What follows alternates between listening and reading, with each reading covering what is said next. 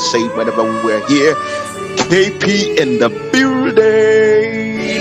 Yeah, I'm in the building and I'm glad I have someone else in the building with me. Yeah, and that's my guest for today. So,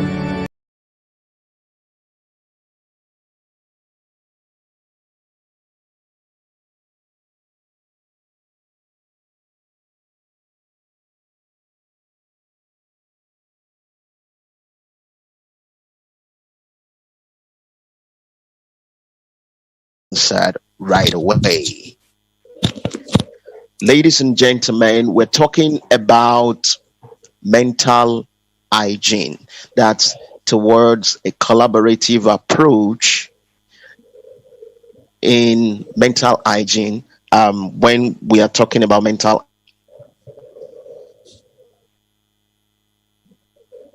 what today's topic is, I mean, it's kind of long, so that's why I'm just trying to see how I can break it down. It's a collaborative approach towards mental hygiene in children and adolescents.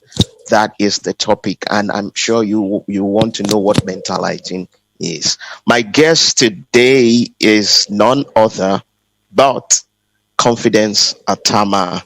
She's a mental health nurse and coach, a child and adolescent mental health enthusiast and advocate.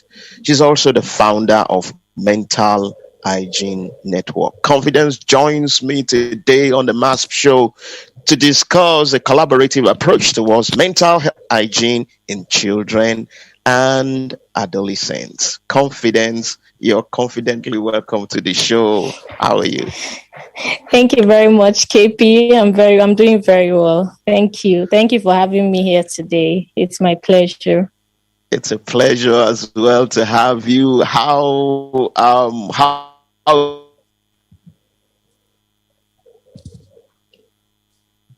before we hit the ground running,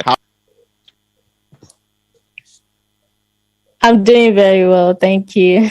okay, that's good. That's good. Yeah. So, yeah. Now let's hit the ground running by first and foremost the first question. When people hear mental hygiene, I mean, basically people are familiar with environmental hygiene, and the first question that will come to their mind would be, what does mental hygiene mean? What does it stand for? Confidence. Yeah. I know we're all familiar with the term hygiene, keeping something clean. All right. It's the same in mental health. When you hear about the word mental hygiene, we're just talking about promoting mental health and well-being. We're also talking about preventing mental disorders. So it's more like those things, those factors that are supposed to promote mental health, we kind of, support it to make sure that it continues to be practiced.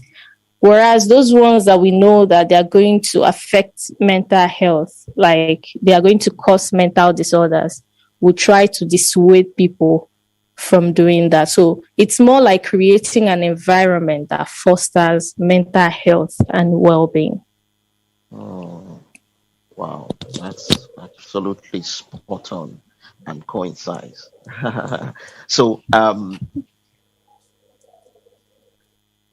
why do you think it is important in childhood and adolescence?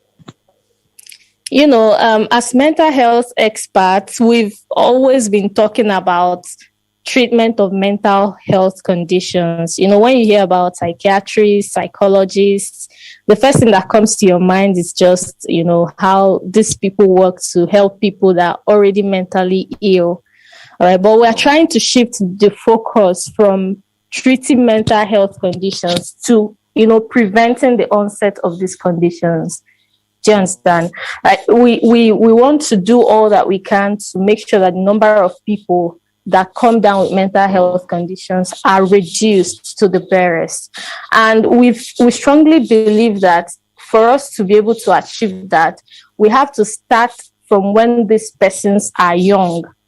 All right. If we start introducing interventions very early enough, there's every evidence that these individuals will come up as adults who are responsible and who are intentional about their mental health. All right, because we've come to see through several studies that most of the growth and development take place within childhood and adolescence. So we can call it a critical period of growth and development. So there are so many things that happen, there are so many experiences, and all of these experiences combined together shape who this person becomes in the future.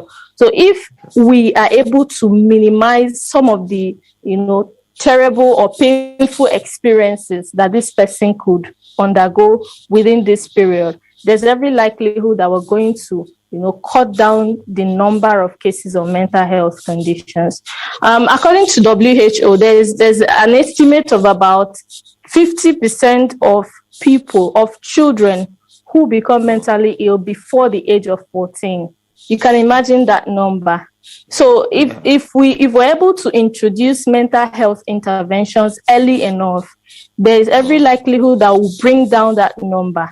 All right. And when these conditions, when they start early enough, it becomes very difficult to manage compared to people who develop mental health conditions later on in life. I'll give you an instance of schizophrenia.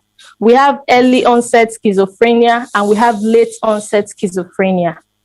Studies have shown that people who have late onset schizophrenia, that's those people whose schizophrenic cases started later on in life, after 25 years, there's every likelihood that they respond more to treatment and they do not develop as much complications as those whose cases started before the age of 25.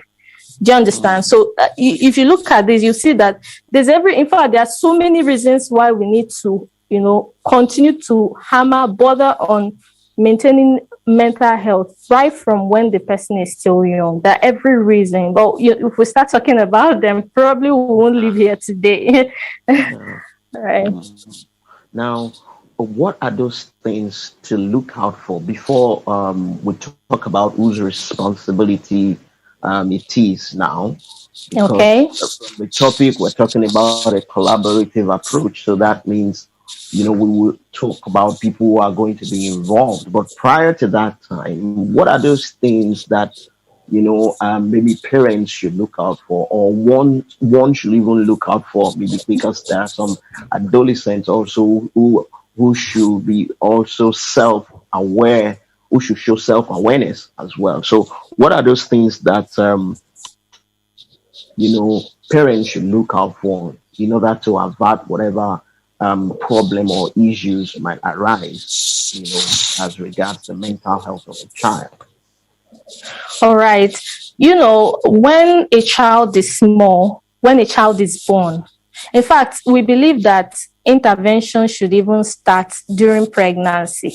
Like when a woman is pregnant, there are some things they are supposed to do to make sure, avoid this, avoid that, to make sure that their fetus, the child they are carrying in their womb, does not come down with mental health conditions later on in life, because there are actually conditions in a pregnant woman that can result to a child developing mental health conditions later on in life. That one is, a big topic on its own, But then when a child is born, it's the responsibility of the family to look out for this child, to show this child love, to provide for this child the basic needs and all of that. So if a child is not provided with all of these things, you see the child becoming withdrawn. So withdrawal is one of the first things you're going to see in this child. This child will not want to come out and interact socially with other people.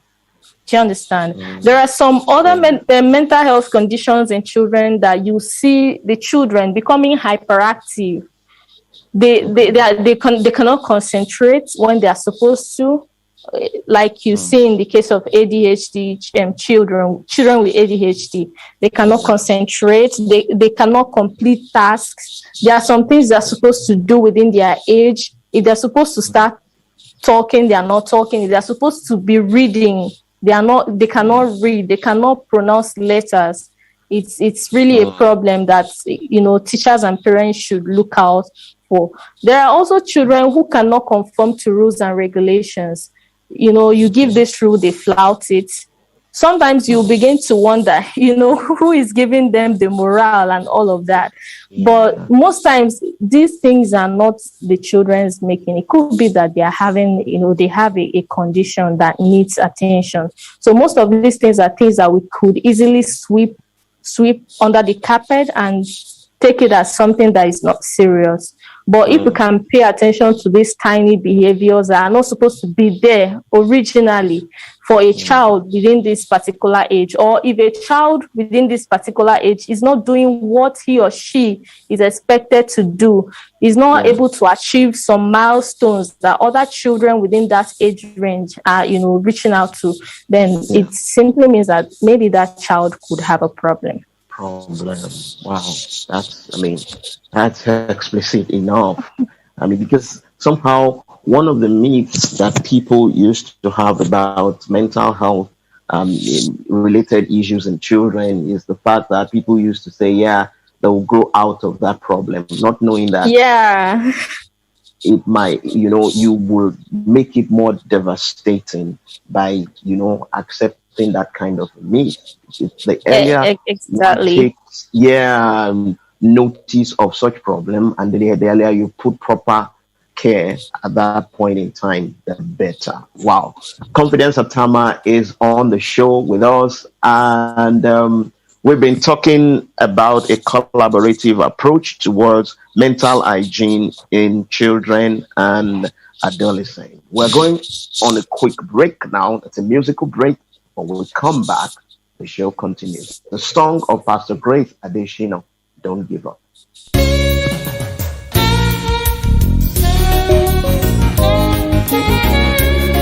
Jesus is the only one who can see you through. Why don't you come to Him today? He cares for you. Are you troubled?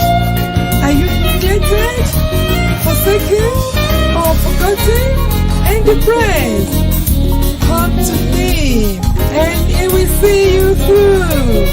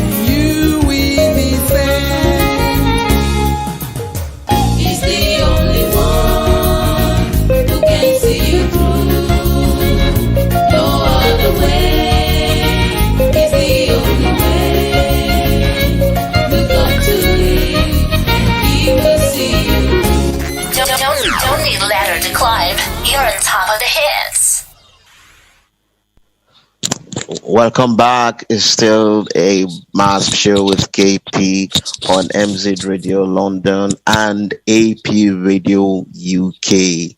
And today we're talking about a collaborative approach towards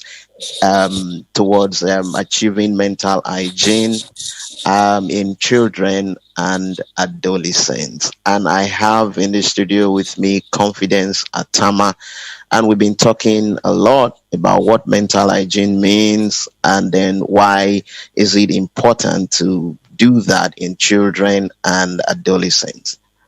Before we went on that break, I said I was going to ask you whose responsibility, it is now to, maintain the mental hygiene that we are talking about in children. Since you said, or since the topic says it's a collaborative approach, so who the people, saddled with that responsibility? All right. I'd like to say that everybody is responsible. Yeah, everybody is responsible. Nobody is excluded from this list, because what we do as individuals in the society goes a long way to affect other people who are also here in the society with us. So we all have a responsibility to play. But for the sake of clarity, I'd like to talk about some specific group of people that have the major responsibility. Okay. Now, the first groups of people are the mental health workers. All right, like myself and some other people too. We have the major responsibility, because a lot of issues we have in mental health has to do with ignorance. So many people do not know what, in fact, people are not comfortable talking about mental health. And that goes a long way to show that we have a lot of work to do. We need to teach people, we need to let people know, we need to create awareness about mental health, because it's only when these people know what they should do, that's the only time they can do what they are supposed to do to help these children. And when people are ignorant, instead of accepting that this is a mental health condition, they'd rather say that it's a spiritual attack or something, just to move away from mental health or whatever it is that has to do with mental health. So we need to let people know that they can be free, they can talk about it, that it's not a crime, it's not a sin. We need to help them get out of that ignorance. And we also need to develop research on things, interventions, models that can help children, not to develop mental health conditions. So this is our core responsibilities and so much more. So if you're a mental health expert listening to this program, then you know that you have a lot of work to do. Then the second, yes, of course, the second group of people, the mental health experts cannot do it alone. There's a limit to what we can do. Now we'll talk about the families. The families where these children come out from. The family is the first agent of socialization. That's the first contact a child has with reality. All right. So with the society, so there's a lot of things that can be done in the family circle that will affect this child either positively or negatively as an adult. It covers things that we feel they are simple, like provision of basic needs of the child, food, shelter, clothing, the ability of the parents to provide these basic needs for the child goes a long way to, foster that trust that the child has in the society very early in life, as early as when the child is born to 1 year, 2 years, and all that. So there's a lot that the parents has to do, not just providing the physical needs, providing love, providing sense of security, a sense of belonging. All of these will help to form a better personality. And when a child has a better personality, the child may likely not develop, mental health problems. All right, because most times when we're diagnosing mental health conditions, we ask about the person's personality before the condition began. And most of what forms this personality comes from the experiences the child has right from when the child was born into the family. So you see, the family has a very big role to play. So if you're the head of family in this program today, listening to this program, you know that you have a lot of responsibility to make sure that your child does not come down with mental health problems. Now, the next group of people, the people we find in the schools. Now, when I talked about the schools, we have the teachers, most importantly. Teachers should be trained.